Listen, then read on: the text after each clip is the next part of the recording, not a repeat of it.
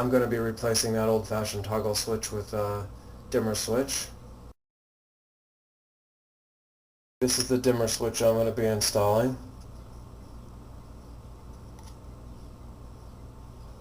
Step 1, turn off power to house. That's the most important thing in all of this. Step 2,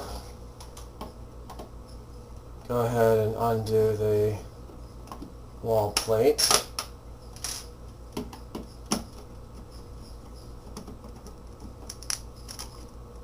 Okay, so you want to take these out.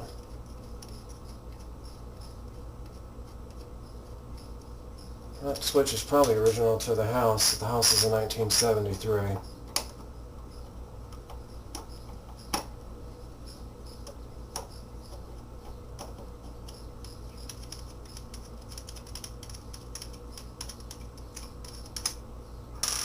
Okay. Okay, there's the old switch.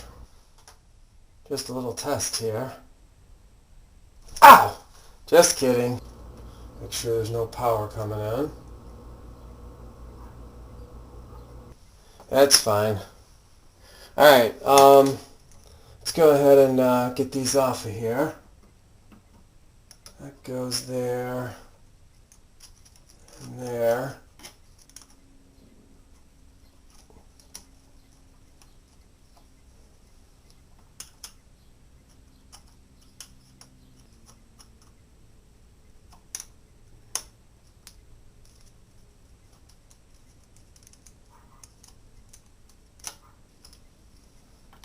Okay. Switch is now disconnected. Almost.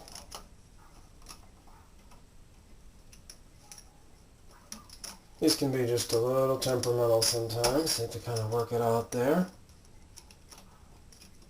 There we go. Perfect. And there you can see the wires. There's the switch. Disconnected from the wires, just a screw on either side, really simple. One thing I wanted to point out about this particular outlet is my house unfortunately has the aluminum wiring coming in. They don't use it much anymore because it's just not as good as the copper. Somebody has already put the wire nuts on here and wire nutted on some copper wires. I was going to have to use this paste. You put the paste on to connect like aluminum and copper. There's a special paste you can buy, or you can buy these wire nuts. They're usually purple from what I've seen, and they come like with a little bit of paste like this. The paste will be right in those, because I thought it was just going to be straight aluminum coming in, and then I'd be attaching the aluminum to the copper wire. So again, you need to use the paste when you do that. Looks like it's already done. They put it in there, so it's done. The copper wires are right there. And all I'll have to do is hook it straight together. I'm actually going to remove these copper pieces and then hook this to the aluminum right here, so we'll just have the two wire nuts again. If I leave the copper on there and then I attach a wire nut here and here, we're going to have the two wire nuts initially in there, and then the other two, that box is going to be so full I'll barely be able to get the dimmer switch in. So I'm going to take the copper off there, have the aluminum wiring coming out, and then just attach that aluminum wiring straight to the two copper leads coming off the new switch here. Let me just get this off of here. Just be careful when you're doing this. You don't want to break the wire too short or something if it's old wiring. Yeah, that came off pretty easy. So there's the one piece. That's kind of a close-up view. You can sort of see that the paste was brushed on there.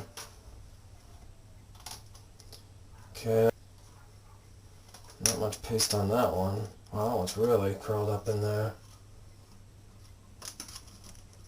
Let's take that off.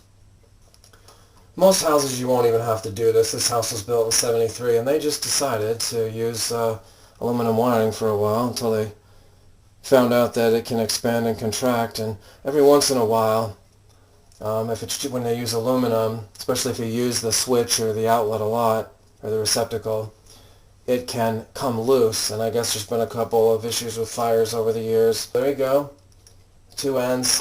Again, we're just going to connect this up with the wire nuts like that. So we'll put those on there, twist them up.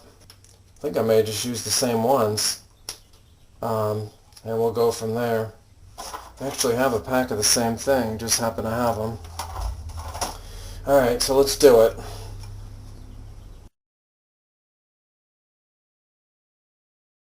It doesn't fit in the wall. There's too much wire, there's too much stuff in there. I can't actually get the dimmer switch in there.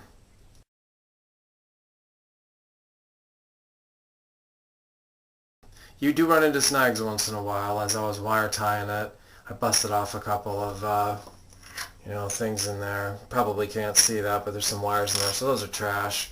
I had to strip the wire down a couple times, so I had the wire strippers. But anyway, I'm going to go ahead and install this in the bedroom, and I put that kitchen switch back.